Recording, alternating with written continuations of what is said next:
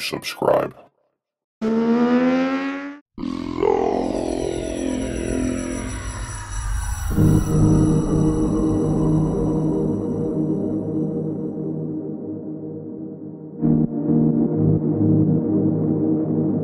To lifting the wheel up. It's not that the front end doesn't get light when you whack it open, but and certainly you can wheelie this bike no problem, but the FCC09 more so. So the FCC09 is really that's definitely a Hooligan Street Fighter type bike. The only thing I didn't the looks of the bike are okay. The only thing I would probably change on the FCC09 is maybe dropping the headlight down just a little bit, because the way the placement of the headlight, and I think this is also true of the FZ07, is that the headlight kind of makes it look a little bit more like a dual sport motardish type. For example, it's like, you know, see how these headlights on the Street Triple are have been dropped down, and they're just below, just at or just below the tank line. On the 7 and the 9 Yamaha Street Fighters, the headlight is like more like up here. And I don't know, maybe some of you guys might prefer that look, I don't know. But it's unique unto itself. There's some issues with the, well, at least with the FCC09, what I've heard so far is that apparently there is a problem with the one of the moto vloggers, I can't remember who it was, but had and I guess this is surfaced in some of the threads, where the timing chain, there's an issue with the timing chain jumping or something to that effect, and that's definitely not a good thing. If you have a mechanical issue like that in a bike, that could be a very unsettling thing. If you have major mechanical problems with your ride, that's something you don't want to have to confront, but obviously it's probably under warranty. Whether that can, and that's an issue, a recall issue that can be remedied under a warranty, I don't know. I don't know if it has something to do with the positioning of the gears inside the motor, or if it has to do with the amount of tension or slack that's on the chain. And apparently though, but a lot of guys that have it really love it, and apparently it's a great bike to get around town with. It's, you know, geared properly for around town, not so much for top end hooligan bikes. You know, Street Fighters hooligan bikes are typically not designed for top end or top end speed. They're more geared for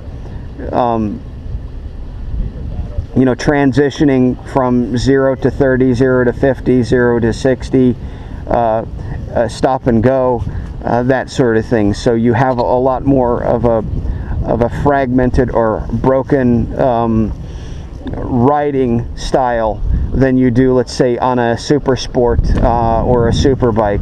You know, super sports and super bikes are typically geared for just, you know, consistent high speed runs, like flat outs, you know, obviously going through the twisties. Not that Street Fighters aren't, and I would almost argue that Street Fighters, super sports, and super bikes on tight technical twisties are probably very very close in terms of performance, you know, on the tight technicals or the twisties. You know, and of course it has to depends on riding style and how the bike is set up and that sort of thing. So anyway, now let's talk a little bit about the FZ07.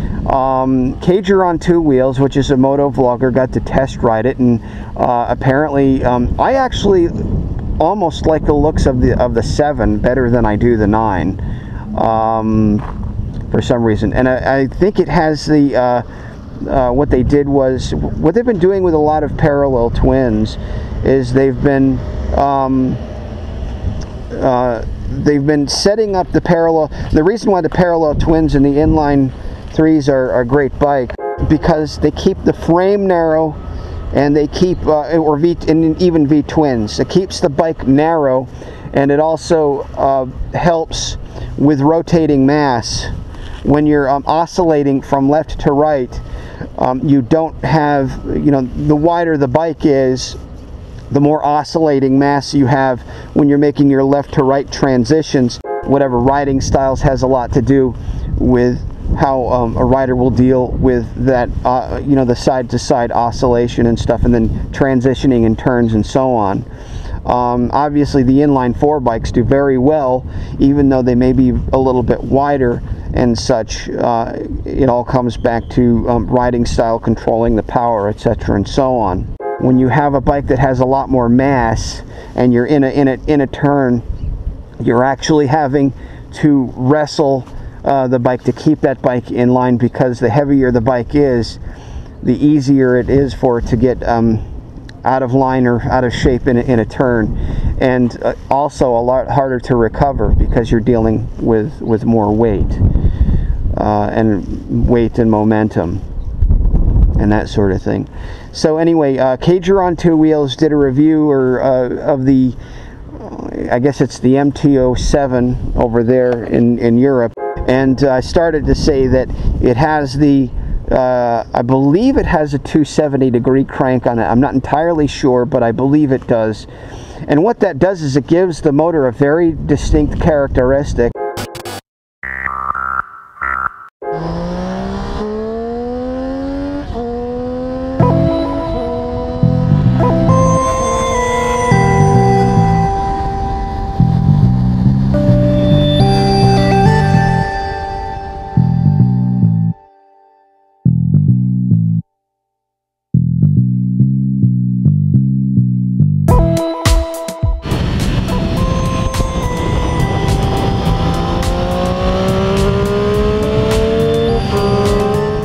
If you enjoyed this video, be sure to like, share, and subscribe.